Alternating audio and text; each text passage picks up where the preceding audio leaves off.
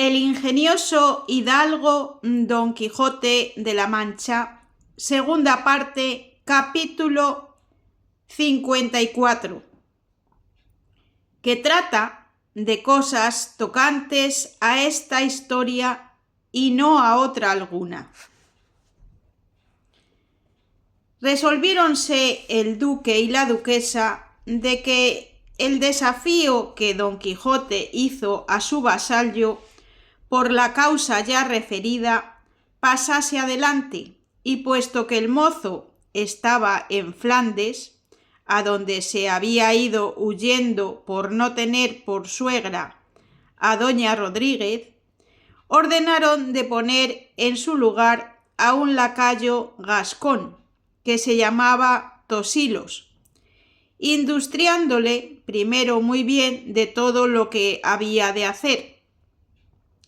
De allí a 2 días dijo el duque a Don Quijote cómo desde allí a 4 vendría su contrario y se presentaría en el campo armado como caballero y sustentaría como la doncella mentía por mitad de la barba, aun por toda la barba entera, si se afirmaba que él le hubiese dado palabra de casamiento. Don Quijote recibió mucho gusto con las tales nuevas y se prometió a sí mismo de hacer maravillas en el caso, y tuvo a gran ventura habérsele ofrecido ocasión donde aquellos señores pudiesen ver hasta dónde se extendía el valor de su poderoso brazo. Y así, con alborozo y contento, esperaba los 4 días que se le iban haciendo a la cuenta de su deseo, 400 siglos. Dejémoslos pasar nosotros como dejamos pasar otras cosas, y vamos a acompañar a Sancho, que entre alegre y triste venía caminando sobre el rucio a buscar a su amo, cuya compañía le agradaba más que ser gobernador de todas las ínsulas del mundo.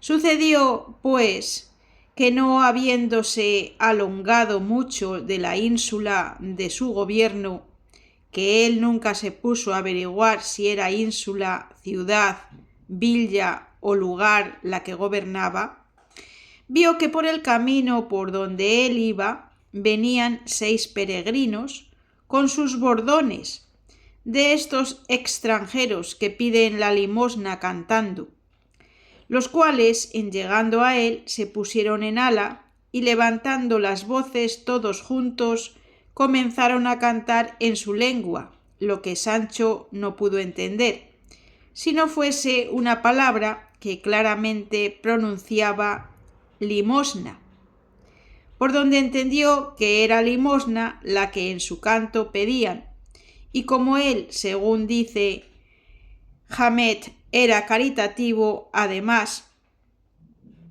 sacó de sus alforjas medio pan y medio queso de que venía proveído,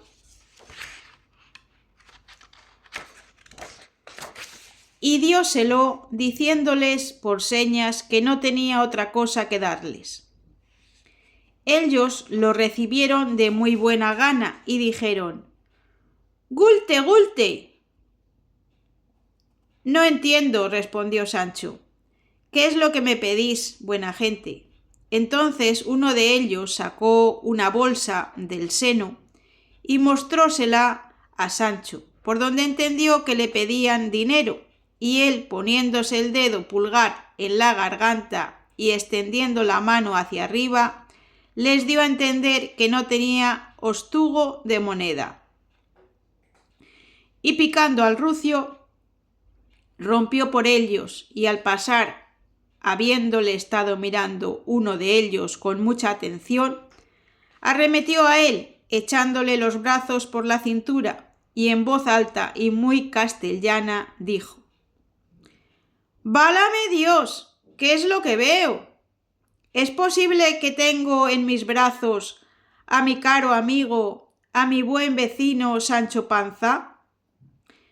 Sí tengo, sin duda, porque yo ni duermo ni estoy borracho. Admiróse Sancho de verse nombrar por su nombre y de verse abrazar del extranjero peregrino, y después de haberle estado mirando, sin hablar palabra, con mucha atención, nunca pudo conocerle, pero viendo su suspensión, el peregrino le dijo, ¿Cómo? ¿Y es posible, Sancho Panza hermano, que no conoces a tu vecino Ricote el morisco, tendero de tu lugar? Entonces Sancho le miró con más atención y comenzó a refigurarle. Y finalmente le vino a conocer de todo punto, y sin apearse del jumento le echó los brazos al cuello y le dijo: ¿Quién diablos te había de conocer, Ricote, en ese traje de moarracho que traes? Dime, ¿quién te ha hecho franchote? ¿Y cómo tienes atrevimiento de volver a España, donde si te cogen y conocen tendrás harta mala ventura? Si tú no me descubres, Sancho, respondió el peregrino, seguro estoy que en este traje no habrá nadie que me conozca, y apartémonos del camino a aquella alameda que allí parece, donde quieren comer y reposar mis compañeros, y allí comerás con ellos, que son muy apacible gente. Yo tendré lugar de contarte lo que me ha sucedido después que me partí de nuestro lugar por obedecer al bando de su majestad, que con tanto rigor a los desdichados de mi nación amenazaba, según oíste. Hízolo así Sancho, y hablando Ricote a los demás peregrinos se apartaron a la alameda que se parecía. Bien desviados del camino real, arrojaron los bordones, quitáronse las mucetas o esclavinas y quedaron en pelota. Y todos ellos eran mozos y muy gentiles hombres, excepto Ricote, que ya era hombre entrado en años. Todos traían alforjas y todas, según pareció, venían bien proveídas, a lo menos de cosas incitativas, y que llaman a la sed de 2 leguas. Tendiéronse en el suelo y haciendo manteles de las hierbas, pusieron sobre ellas pan, sal, cuchillos, nueces, rajas de queso, huesos mondos de jamón, que si no se dejaban mascar no defendían el ser chupados. Pusieron asimismo un manjar negro que dicen que se llama cavial, y es hecho de huevos de pescados, gran despertador de la colambre. No faltaron aceitunas, aunque secas y sin adobo alguno, pero sabrosas y entretenidas. Pero lo que más campeó en el campo de aquel banquete fueron 6 botas de vino, que cada uno sacó la suya de su alforja, hasta el buen Ricote, que se había transformado de morisco en alemán o en tudesco. Sacó la suya, que en grandeza podía competir con las 5. Comenzaron a comer con grandísimo gusto y muy despacio, saboreándose con cada bocado que le tomaban con la punta del cuchillo y muy poquito de cada cosa, y luego al punto todos a una levantaron los brazos y las botas en el aire, puestas las botas en su boca, clavados los ojos en el cielo, no parecía sino que ponían en él la puntería, y de esta manera, meneando las cabezas a un lado y a otro, señales que acreditaba el gusto que recibían, se estuvieron un buen espacio trasegando en sus estómagos las entrañas de las vasijas. Todo lo miraba Sancho, y de ninguna cosa se dolía, antes por cumplir con el refrán, que él muy bien sabía de cuando a Roma fueres, haz como vieres, pidió a Ricote la bota y tomó su puntería como los demás y no con menos gusto que ellos. 4 veces dieron lugar las botas para ser empinadas, pero la quinta no fue posible, porque ya estaban más enjutas y secas que un esparto, cosa que puso mustia la alegría que hasta allí habían mostrado. De cuando en cuando juntaba alguno su mano derecha con la de Sancho y decía: «Espagnoli y tudeschi, tutto uno, bon compaño». Y Sancho respondió: «Bon compañero, jura di», y disparaba con una risa que le duraba 1 hora, sin acordarse entonces de nada de lo que le había sucedido en su gobierno, porque sobre el rato y tiempo, cuando se come y bebe, poca jurisdicción suele tener los cuidados. Finalmente, al acabárseles el vino, fue principio de un sueño que dio a todos, quedándose dormidos sobre las mismas mesas y manteles. Solos Ricote y Sancho quedaron alerta, porque habían comido más y bebido menos, y apartando Ricote a Sancho, se sentaron al pie de una haya, dejando a los peregrinos sepultados en dulce sueño. Y Ricote, sin tropezar en su lengua morisca, en la pura castellana, le dijo las siguientes razones: «Bien sabes, oh Sancho Panza, vecino y amigo mío, cómo el pregón y bando que su majestad mandó publicar contra los de mi nación puso terror y espanto en todos nosotros. A lo menos en mí le puso de suerte que me parece que antes del tiempo que se nos concedía para que hiciésemos ausencia de España, ya tenía el rigor de la pena ejecutado en mi persona y en la de mis hijos. Ordené, pues, a mi parecer, como prudente, bien así como el que sabe que para el tiempo le han de quitar la casa donde vive y se provee de otra donde mudarse. Ordené, digo, de salir yo solo, sin mi familia de mi pueblo, e ir a buscar donde llevarla con comodidad y sin la priesa con que los demás salieron, porque bien vi y vieron todos nuestros ancianos que aquellos pregones no eran solo amenazas, como algunos decían, sino verdaderas leyes que se habían de poner en ejecución a su determinado tiempo.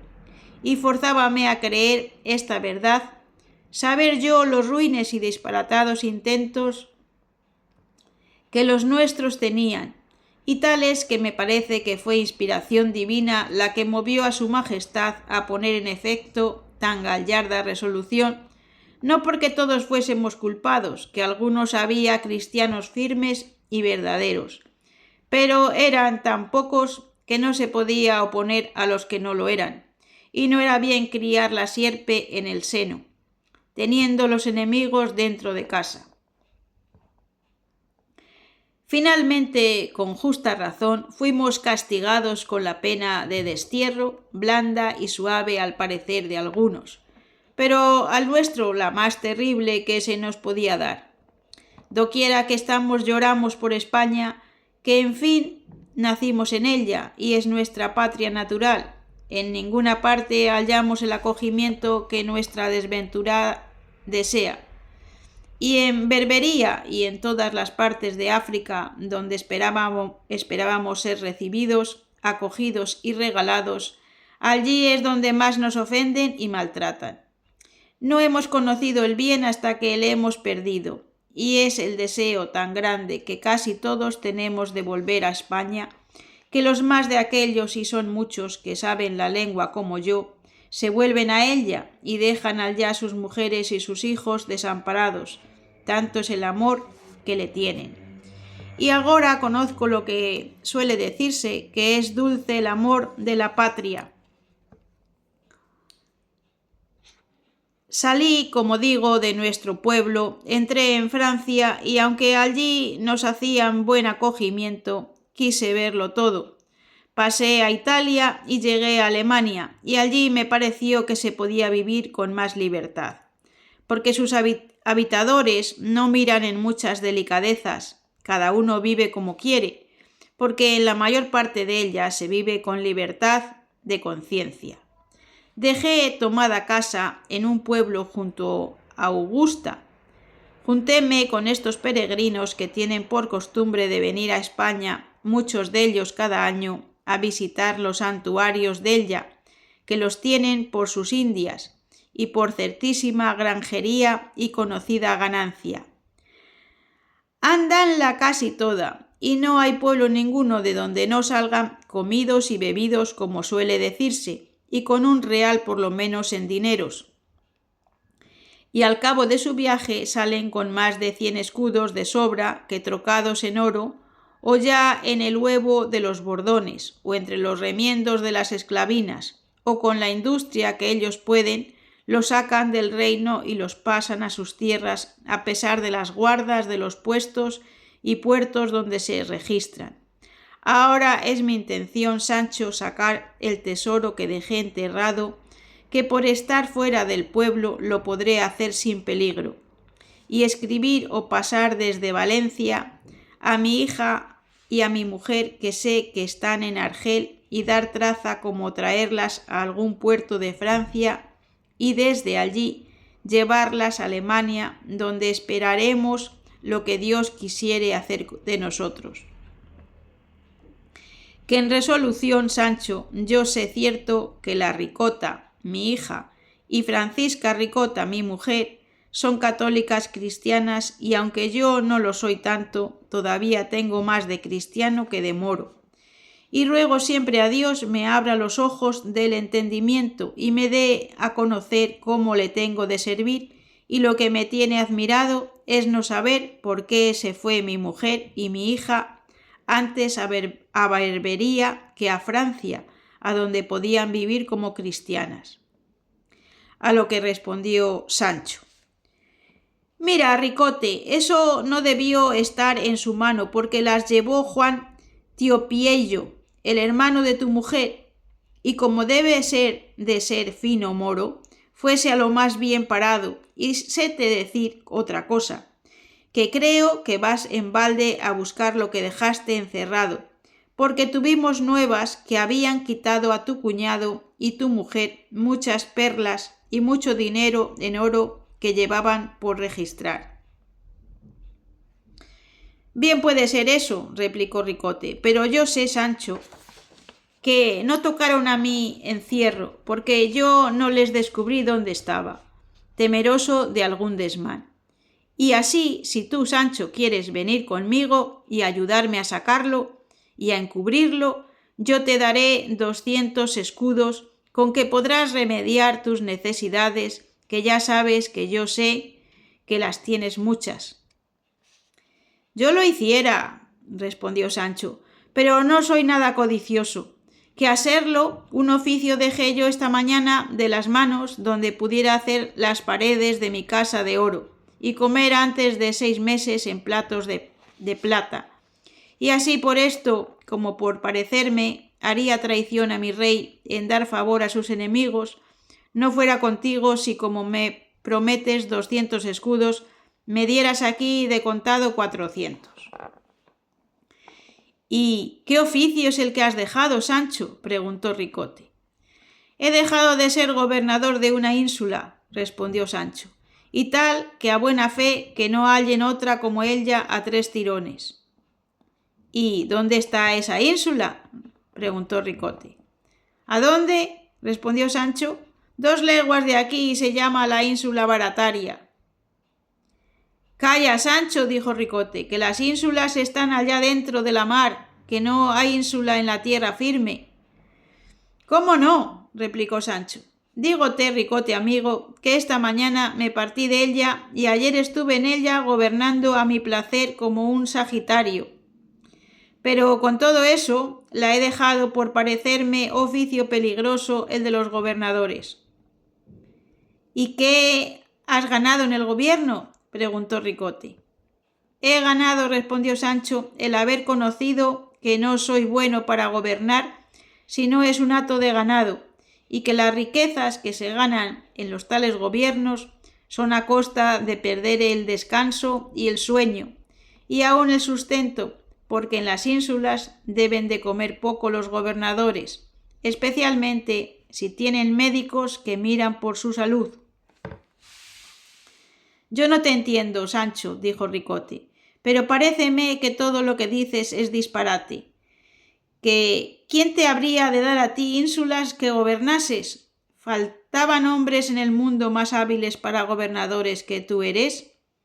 Calla, Sancho, y vuelve en ti, y mira si quieres venir conmigo, como te he dicho, a ayudarme a sacar el tesoro que dejé escondido, que en verdad que es tanto que se puede llamar tesoro, y te daré con que vivas como te he dicho.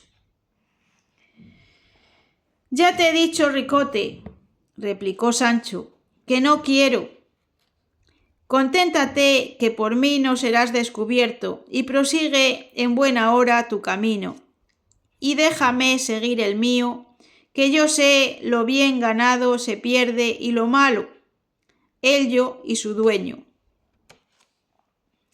No quiero porfiar, Sancho, dijo Ricote, pero dime, ¿hallástete en nuestro lugar cuando se partió de él mi mujer, mi hija y mi cuñado?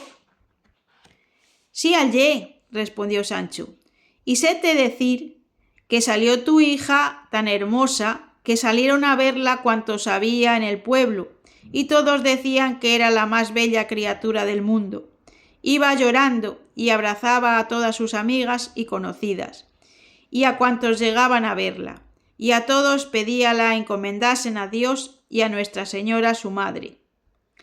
Y esto con tanto sentimiento que a mí me hizo llorar, que no suelo ser muy llorón, y a fe que muchos tuvieron deseo de esconderla y salir a quitársela en el camino, pero el miedo de ir contra el mandato del rey los detuvo. Principalmente se mostró más apasionado don Pedro Gregorio, aquel mancebo mayorazgo rico que tú conoces, que dicen que la quería mucho, y después que ella se partió, nunca más él ha aparecido en nuestro lugar. Y todos pensamos que iba tras ella para robarla, pero hasta ahora no se ha sabido nada.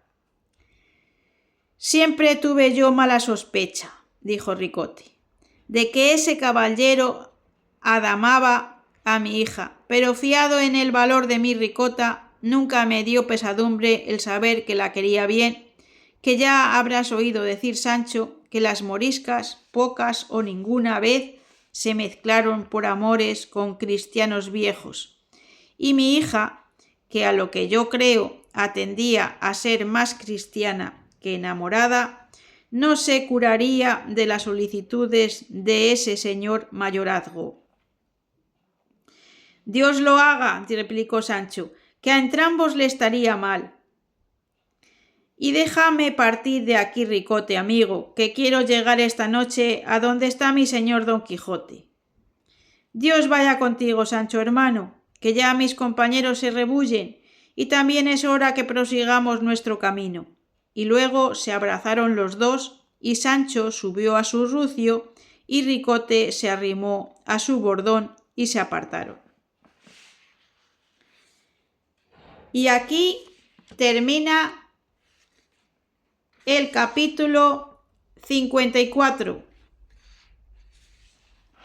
Mañana podrás escuchar el capítulo 55, que trata de cosas sucedidas a Sancho en el camino y otras que no hay más que ver. Muchas gracias si has llegado hasta aquí. Como siempre te pido que me regales un like o un me gusta y que compartas para que entre todos podamos resucitar esta obra de arte que es el mejor libro que se ha escrito en la historia. Muchas gracias nuevamente y solo me queda desearte que tengas un gran día. Adiós.